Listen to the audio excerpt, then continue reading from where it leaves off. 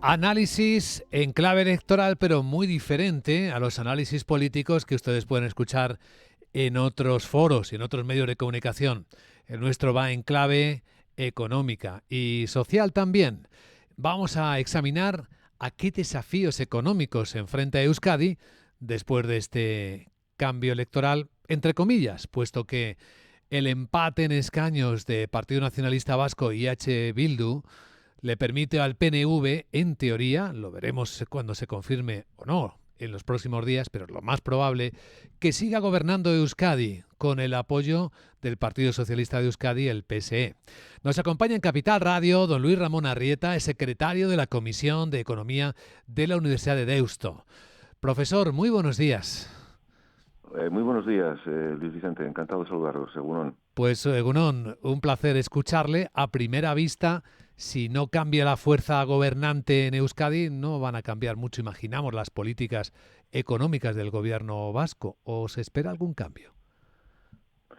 Bueno, a mí me gustaría primero indicar que lamentablemente ha habido una cuestión que en estas elecciones ha pasado todo el mundo muy de puntillas y que yo no llego a entender, y es que Euskadi, el País Vasco, es una economía, la economía del País Vasco es una economía que está terriblemente dañada. Lamentablemente, quizás ya ha pasado ya un tiempo y muchos no lo recuerdan, el País Vasco vivió un fenómeno terrorista que fue único en el mundo occidental. Vivimos casi durante 60 años la acción terrorista de ETA, que, bueno, lamentablemente también mató y extorsionó en otras partes de España, pero en el caso concreto de Euskadi fue terriblemente dura, como es bien conocido, ¿no? ETA mató a más de 850 personas, de los cuales 140 personas eran del mundo de la empresa, y directivos y empresarios, y realizó casi 90 secuestros en el mundo de la empresa. Es decir, desde el punto de vista económico, hoy Euskadi tiene unos déficits estructurales enormes, singulares en el mundo occidental, como consecuencia de todo este fenómeno terrorista, ¿no? Porque además de todo este coste directo en vidas, a nivel económico supuso, y recuerdo ahora un titular del periódico Expansión de hace 3 años, que presentaba un informe del Colegio de Economistas de España sobre la economía española desde el año 75 hasta el año 2019, el titular de Expansión era Euskadi se hunde. ¿Por qué decía esto? Porque Euskadi es la comunidad autónoma que más tamaño económico ha perdido en los últimos 60 años en relación con España. Fenómeno quizás desconocido. Hemos perdido más de un 25% ya de Producto Interior Bruto en relación con el conjunto de España. Y eso tiene que ver con la pérdida fortísima de inversión que sufrimos en las décadas de terror. Hay un concepto económico que es el stock de capital, que es la suma de capitales públicos y privados invertidos en una economía. En nuestro caso, el País Vasco perdió en estas décadas de terror el 43% de stock de capital. No hay ningún referente, desde luego, en España y no hemos encontrado tampoco en Europa de una economía que haya sufrido tanto, ¿no? Esto produjo muchísimas deslocalizaciones de empresas.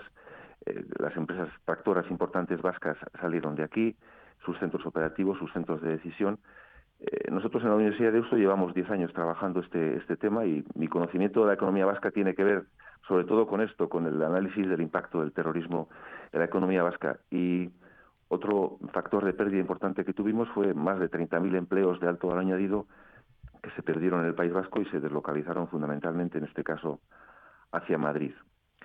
Decía que ha pasado esto quizás un poco desapercibido por diferentes motivos que no llegamos a entender en las previas, digamos, a las elecciones de ayer, porque el elemento singular es que después de este déficit estructural tan importante y tan desconocido, tanto a nivel vasco como a nivel español y por supuesto a nivel internacional, en estos momentos no estamos poniendo en valor la paz. Es decir, ETA anunció su desaparición o su cese de actividad armada el año 2011, desmontó sus estructuras orgánicas el año 2018, pero la realidad es que los datos macroeconómicos del País Vasco del 2011 a estos momentos pues siguen empeorando, ¿no?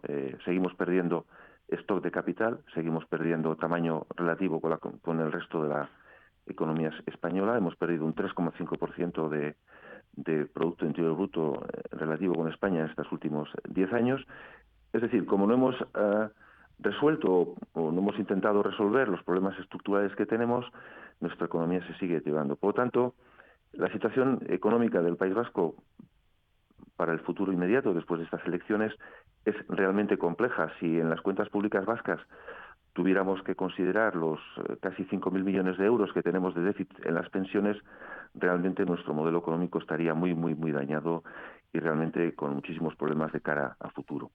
Es impactante esto que usted está comentando ahora mismo aquí en Capital Radio y que hemos visto escrito además por usted en algún artículo, porque es verdad que la percepción que se tiene sobre la economía del País Vasco es otra, es que va mejor Así que otras comunidades autónomas. es un error. Lamentablemente nuestros responsables públicos no cuentan esto prácticamente en ningún momento, eh, pero nosotros de alguna forma estamos viviendo de los ahorros de nuestros antepasados. Metafóricamente, un buen amigo suele comentar acerca de la economía vasca que nos estamos gastando las joyas de Amama, la Amama es la abuela, que nuestra herencia se acaba. Es decir, que realmente tenemos un cambio estructural importante, las futuras generaciones vascas tendrán bastantes problemas para mantener el estado de bienestar que tenemos. Hay que recordar que nuestro modelo económico sustentado en el concierto económico y el pago de un cupo implica que tenemos el riesgo unilateral de que si nuestros impuestos no son suficientes para pagar la sanidad y educación, ya no lo son de hecho para pagar las pensiones, y el resto del Estado nos ayuda con las pensiones, como he comentado anteriormente, con una cifra muy importante de casi 5.000 millones de euros al año, pero es que sanidad y educación son factores muy importantes que si la tendencia económica que llevamos continúa y no conseguimos, como digo, reorientar sobre todo el crecimiento y la inversión en el País Vasco, tendremos serias dificultades para pagar nuestro gasto social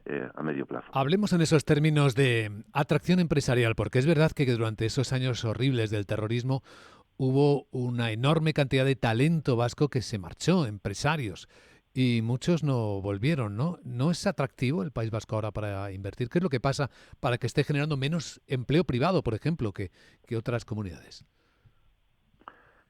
Así es. Yo creo que es un poco, son los restos de todo este fenómeno terrorista, ¿no? Hay varios elementos en cuanto a atractivo. Nuestro marco fiscal actual es un marco que compara mal a nivel internacional, por ejemplo, ahora con Portugal o con Irlanda. Nosotros, de hecho, la capacidad que nos daría el concierto para recuperar, no digo ya para crecer más que los demás, sino para recuperar ese 25-26% de PIB que ya hemos perdido en relación con el resto de España, nos debería animar a plantear propuestas fiscales, como lo han hecho en Portugal, por ejemplo, para recuperar su economía con éxito en los últimos 10 años. Evidentemente tenemos que prestigiar y poner en valor la figura del empresario. Uno de los elementos que dañó más ETA es la visión del empresario. El empresario no tiene, digamos, no es bien visto en general en el País Vasco. Todavía cuesta mucho recuperar esa figura. Hay que recordar que ETA atentaba, secuestraba, mataba a empresarios. Entonces, todas las acciones que se puedan realizar de puesta en valor del empresario, de prestigiar el emprendimiento, son absolutamente necesarios, ¿no? Hay que dar también un dato que quizás es muy desconocido también, es que hay un índice europeo que mide la capacidad emprendedora de una economía, que es el Global Entrepreneurship Monitor, el GEM. El País Vasco sale a la cola de emprendimiento, tanto en España como a nivel europeo, ¿no? Cuando fue tradicionalmente una economía donde había una vocación empresarial clara. Lamentablemente digo, los 60 años de terrorismo destruyeron, y yo suelo hablar del gen emprendedor vasco, lo dejaron reducido a mínimos, ¿no? Tendríamos que trabajar también en ese aspecto, emprendimiento, y en este sentido, yo creo que conseguiríamos un marco que sería más atractivo para la inversión y para la recuperación de tamaño económico y por lo tanto también para tener talento. Hoy nuestros jóvenes se van porque hay muy poquita oferta de empleo de calidad en el País Vasco. Hay que recordar también que ETA expulsó del País Vasco, hay diferentes estudios, entre 100 y 200.000 personas. Eso ha generado un problema adicional también de demografía en el País Vasco, al que tiene el resto de España y el resto de Europa. En nuestro caso tendríamos que hacer un conjunto de medidas que ayudaran y animaran a captar inversión y, como digo, crecer de manera más intensa de lo que hemos hecho en los últimos años. Una parte de la esperanza está en el lado de la formación, así que a usted y a su equipo y a su ecosistema de la Universidad de Deusto le tienen una oportunidad, ¿no?, de aportar en la parte inicial, ¿no?, que es la formación y la ilusión por construir un futuro. Sin duda, y en ello estamos trabajando. La verdad es que no solamente la Universidad de Deusto, también el resto de universidades en el País Vasco estamos trabajando, por ejemplo, aspectos como el emprendimiento, pero realmente está costando porque el entorno no ayuda, ¿no?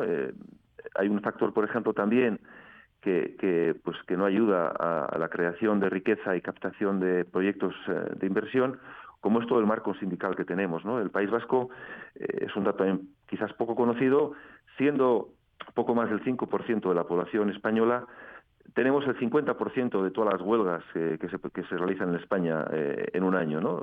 Siendo el 5%, digo, el 50% de las huelgas es una cifra, desde luego, absolutamente disparatada. Y el mundo sindical tendría que hacer también una reflexión acerca de la situación que tenemos. Como digo, este también es uno de los restos que nos dejó la época terrorista. En la época terrorista el mundo sindical actuó también de manera muy dura y todavía quedan unos tics, yo creo, que son duros para la captación de inversión. Tenemos también un porcentaje de absentismo laboral que es muy, muy elevado, con lo cual, digamos que el conjunto de factores que inciden en la captación de inversión y creación de empleo de calidad, pues realmente en estos momentos son bastante deficientes y tendríamos que trabajar para mejorarlos, ¿no? Ahí quiero poner en valor alguna iniciativa de la sociedad civil que se ha lanzado en los últimos tiempos en el País Vasco, la iniciativa CEDARRIAC, iniciada por una serie de empresarios y directivos que están animando a que desde las administraciones públicas, desde el mundo de la política, pues realmente tomen conciencia de nuestra situación y se hagan políticas globales y transversales que, como digo, permitan reconducir la situación que tenemos. Ha sido muy revelador escucharle, don Luis Ramón Arrieta, secretario de la Comisión de Economía de la Universidad de Deusto. Gracias por compartir esta visión en Capital Radio. Le deseamos un buen día y un buen trabajo. Muchas gracias, Eskerrik asko, y a vuestra disposición. Gracias.